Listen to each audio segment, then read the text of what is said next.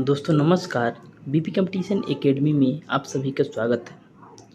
हमारे YouTube channel ready आप लोगों को क्लास लेके आता है। तो आप लोगों को बताना चाहेंगे कि जो क्लासेस आ रही हैं पर डे आ रही हैं, तो आप सभी लोग एक बार बीपी कंपटीशन एकेडमी चैनल में जा करके न्यू वीडियो ज़रूर देखा करें, और पिछला वीडियो जो आपने नहीं देखा है उसको भी देख लिया करिए। ठीक है, तो आज का प्रश्न है हमारे सामने, जो दर्पण से संबंधित है, प्रकाश से संबंधित है। ठीक है, पहला प्रश्न है, गोली दर्पण से चाहे आप जितना मर्जी दूर खड़े हों, आपका प्रतिबिंब सीधा प्रतीत होता है। दर्पण हो सकता है, दर्पण किस प्रकार हो सकता है? नंबर समतल दर्पण, ब नंबर अवतल दर्पण, स नंबर उत्तल दर्पण और द नंबर समतल अथवा उत्तल दर्पण। ठीक है, तो कैसा हो सकता है? ये बिल्कुल सही जवाब हो जाएगा द नंबर, क्योंकि समतल अथवा उत्तल दर्पण दोनों प्रकार का दर्पण हो सकता है। समतल और उत्तल दर्पण दोनों हो सकता है। चलिए ठीक है,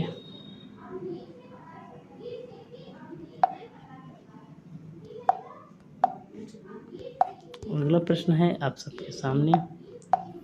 आपत्ति संकेत लाल रंग के होते हैं क्योंकि वह क्या होते हैं? आपत्ति संकेत लाल रंग के होते हैं, तो इसका स नंबर बिल्कुल सही जवाब हो जाएगा। कोहरा या धुएं द्वारा न्यूनतम प्रकीर्ण होता है।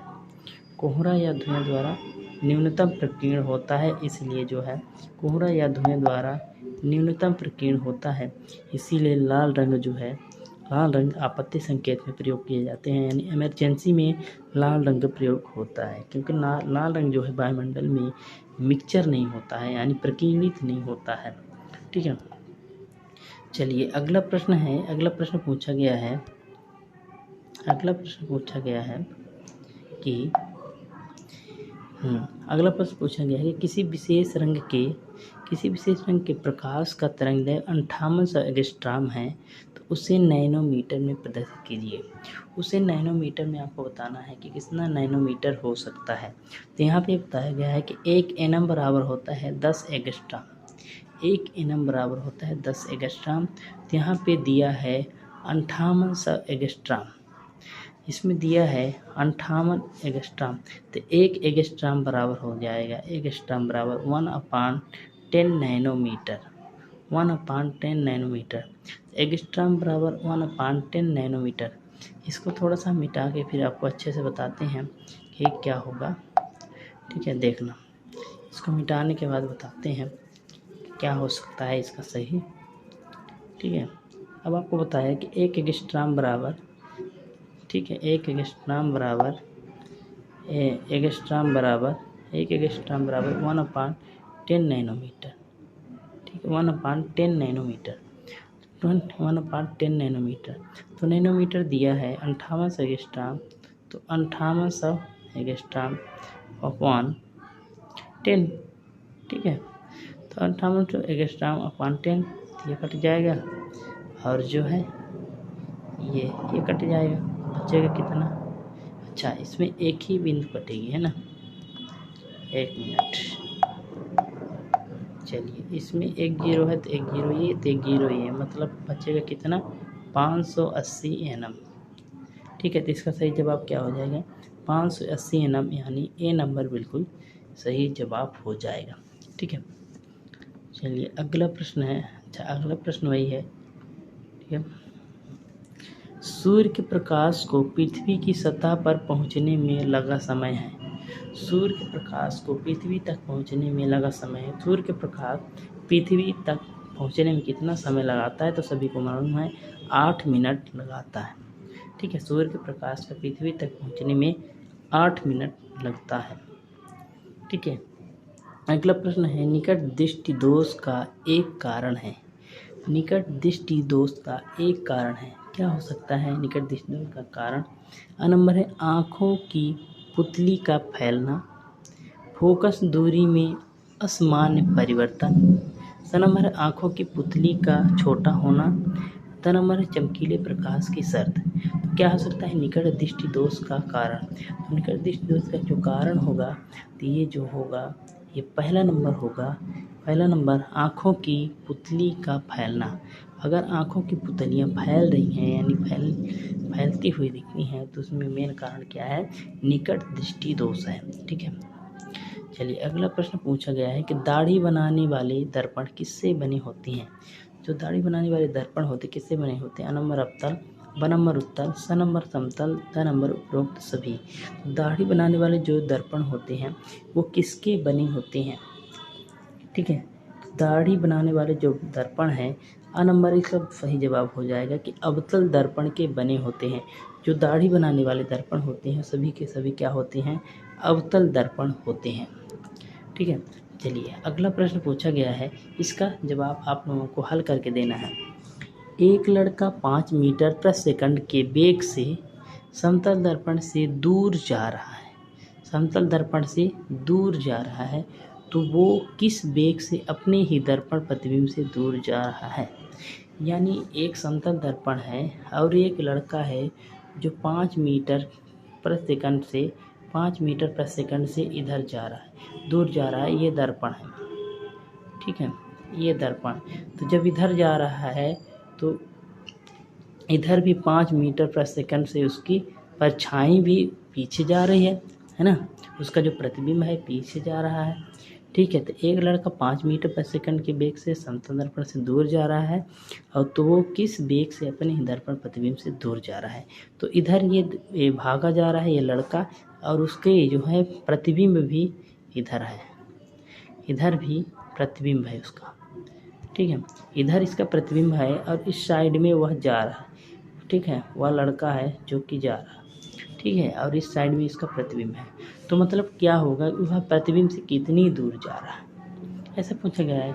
तो A number 10 metre, B number 5 metre प्रति सेकंड, सी नंबर 5 मीटर प्रति सेकंड और डी नंबर 0। तो क्या हो सकता है इसका सही जवाब। ठीक है, तो इसका सही जवाब हो जाएगा जो ये प्रतिबिंब है और यहाँ से यहाँ तक की दर्पण तक की दूरी 5 मीटर बता रहा है और इधर भी 5 मीटर प्रति सेकंड से भागा जा रहा है, मतलब टोटल जो है प्लस हो जाएगी।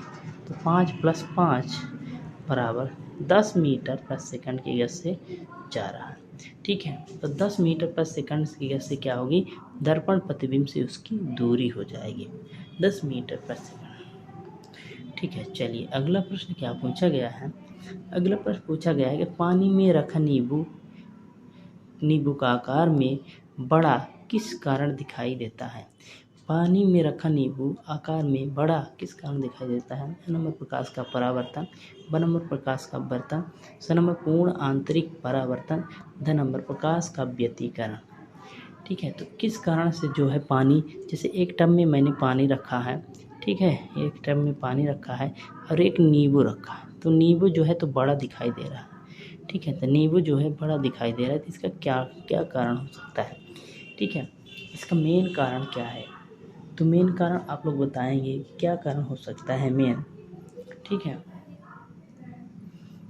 चलिए तो अगर नींबू रखा हुआ है तो क्या कारण होगा। बिल्कुल सही जवाब इसका ब नंबर बिल्कुल सही जवाब हो जाएगा, ब नंबर प्रकाश का अपवर्तन। ठीक है, यहाँ प्रकाश आ रहा है, ठीक है, यहाँ पे हम लोग यहाँ से आँख से देखते हैं तो यह नींबू हमको बड़ा दिखाई देता है। तो किस कारण दिखाई देता है, प्रकाश का अपवर्तन के कारण बड़ा दिखाई देता है। ठीक है, अगला प्रश्न पूछा गया है कि सूर्य से पृथ्वी तक प्रकाश पहुँचने में कितना समय लगता है। सूर्य से पृथ्वी तक प्रकाश पहुँचने में कितना समय लगता है। नंबर 400, ब नंबर 500 सेकंड, स number 600 second, the number 700 second. कितने सेकंड लग सकता है। ठीक है, तो 8 मिनट लगता है। 8 मिनट को अगर हम सेकंड में बदले तो 8 × 60 सेकंड, 8 × 60 सेकंड, 8 × 48, 480 और प्लस 20 सेकंड और लगता है, यानी लगभग 500 सेकंड लगना चाहिए। तो 500 इसका सही जवाब हो जाएगा, 500 सेकंड लगेगा। ठीक है, सूर्य से पृथ्वी तक प्रकाश को पहुंचने में कितना सेकंड लगेगा, तो 500 सेकंड लगेगा। और मिनट में बात करें तो 8 मिनट 20 सेकंड लगेगा। ठीक है, चलिए तो अगला प्रश्न पूछा गया है कि प्रकाश में अनावृत उजागर किसी पृष्ठ सतह से उत्सर्जित इलेक्ट्रॉन की संख्या इसके अनुपातिक होती है। तो जो प्रकाश से अनावृत किसी पृष्ठ से उत्सर्जित इलेक्ट्रॉन होते हैं उसकी संख्या किसके अनुपातिक होती है, किसके अनुपातिक हो सकती है। ठीक है, तो इसका स नंबर बिल्कुल सही जवाब हो जाएगा। स नंबर बिल्कुल सही होगा, क्योंकि पतित प्रकाश की तीव्रता पर निर्भर करती है, यानी पतित प्रकाश की तीव्रता के आनुपातिक होती है। ठीक है, चलिए अगला प्रश्न है, यदि तरंग के विस्तार का अनुपात 2:9 है तो अधिकतम एवं न्यूनतम तीव्रता का अनुपात क्या होगा? तो अधिकतम एवं न्यूनतम तीव्रता का अनुपात क्या हो सकता है? अगर तरंग का विस्तार का अनुपात 2:9 है, तो तरंग के विस्तार का अनुपात 2:9 है, तो इसका जो है अनुपातिक हो जाएगा, कितना हो जाएगा? ठीक है, तो इसका अनुपातिक हो जाएगा, अ नंबर बिल्कुल सही जवाब हो जाएगा, यानी 9:1 हो जाएगा। ठीक है, 9:1 हो जाएगा। चलिए अगला प्रश्न है, एक पार्थिव दूरबीन में बिच्छू लेंसों की संख्या कितनी होती है? तो एक पार्थिव दूरबीन में लेंसों की संख्या लगभग कितनी होगी? तो 3 होती है लगभग। आप सभी ने 12वीं क्लास में पढ़ा होगा कि एक पार्थिव दूरबीन में बिच्छू लेंस की संख्या 3 होती है। ठीक है, लेंस की संख्या 3 होती है। चलिए अगला प्रश्न क्या पूछा गया है कि अगला प्रश्न, एक प्रिज्म का प्रयोग सफ़ेद प्रकाश को उसके घटक रंगों के विसर्जन करने में होता है। प्रिज्म के आधार के रंग के सबसे करीब जो रंग प्रतीत होता है वो कौन सा है? ठीक है, जो सबसे करीब रंग होता है प्रिज्म में वो कौन सा है? ठीक है, तो प्रिज्म में सबसे करीब रंग कौन सा हो सकता है? तो सबसे करीब रंग होता है तो बैगनी रंग बिल्कुल सबसे करीब होता है, यानी वायलेट रंग जो है बिल्कुल करीब होता है, बैगनी रंग करीब होता है। ठीक है, चलिए अगला प्रश्न पूछा गया है कि लेंस का प्रयोग व्यापक रूप से चश्मे में किया जाता है, इसके लिए क्यों किया जाता है? ठीक है, लेंस का प्रयोग चश्मे में किया जाता है तो क्यों किया जाता है? नेत्रदाह से नेत्र की रक्षा करने के लिए, नेत्र श्लेष्मा शोथ से निवारण के लिए, प्रतिबिंब निर्माण में मदद करने के लिए, नेत्र दोषों के संशोधन के लिए। ठीक है, इसमें ऐसा लग रहा है कि सभी के सभी थोड़ा बहुत सही हैं। ठीक है, इसका सही जवाब क्या होगा? द नंबर होगा, नेत्र दोषों के संशोधन के लिए। नेत्र दोष के संशोधन के लिए जो है इसका उपयोग किया जाता है। लेंस का उपयोग जो है नेत्र दोष, जो नेत्र में दोष होते हैं, दूर दृष्टि दोष, निकट दृष्टि दोष, इस प्रकार के जो दोष होते हैं उनको दूर करने के लिए हम लेंस का प्रयोग करते हैं। ठीक है, अगला प्रश्न, एक वक्र दर्पण का सबसे सामान्य उदाहरण है। वक्र दर्पण का सामान्य उदाहरण क्या है? अ नंबर समतल दर्पण, ब नंबर पश्चदर्शी दर्पण, स नंबर गोली दर्पण, द नंबर शीर्ष दर्पण। ठीक है, तो एक वक्र दर्पण का सबसे सामान्य उदाहरण क्या है? ठीक है, तो स नंबर बिल्कुल सही जवाब हो जाएगा। गोली दर्पण जो है एक वक्र दर्पण होता है। गोली दर्पण एक वक्र दर्पण होता है।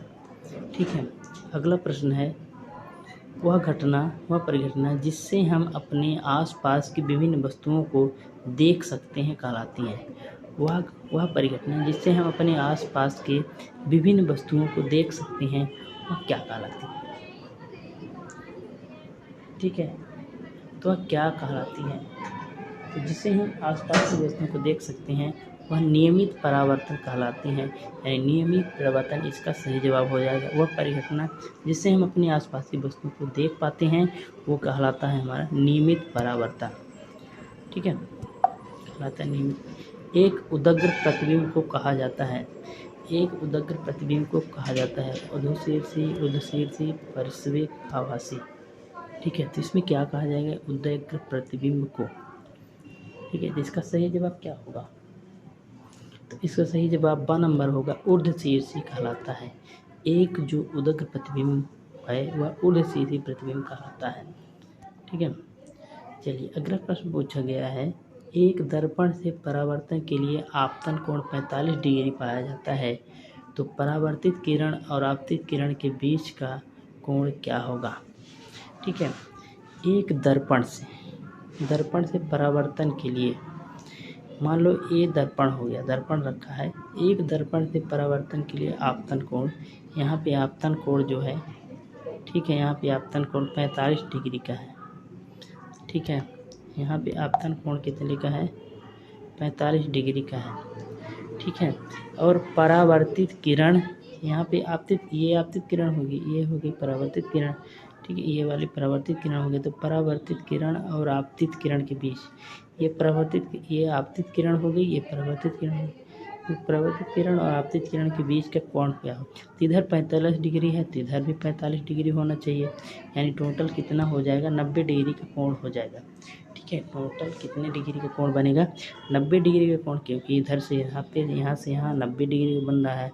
ठीक है, तो 90 डिग्री का कोण हो जाएगा, यानी यह नंबर इसका बिल्कुल सही जवाब हो जाएगा। एक दर्पण परावर्तन के लिए आपतन कोण अगर 45 डिग्री है तो आपतित और परावर्तित किरण के बीच कितने डिग्री का कोण बनेगा, तो 90 डिग्री का कोण बन जाएगा।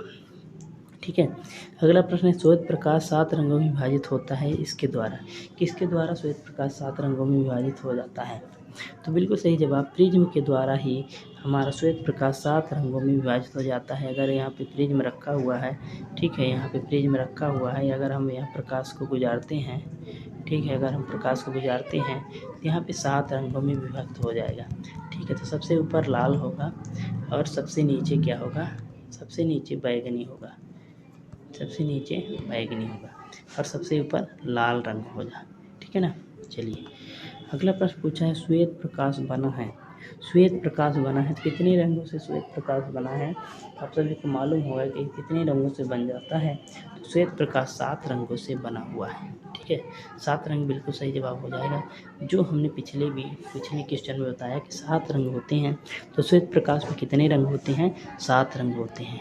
तो आज तक आज यहीं पे हमारी क्लास समाप्त होगी और अगली क्लास के लिए फिर से मिलेंगे। ठीक है, इसी प्रकार से हमारी वीडियो को देखते रहिए, बने रहिए वीडियो के साथ। ठीक है, और आप सभी को सिलेबस के साथ पढ़ाएंगे। पिछला वीडियो भी प्रकाश से ही संबंधित था, उसको भी देख लीजिएगा, जो कि पूरी तरह प्रकाश से संबंधित था। ठीक है, बहुत अच्छा प्रश्न था, उसमें भी आप लोग देख लीजिएगा। ठीक है, तो थैंक यू।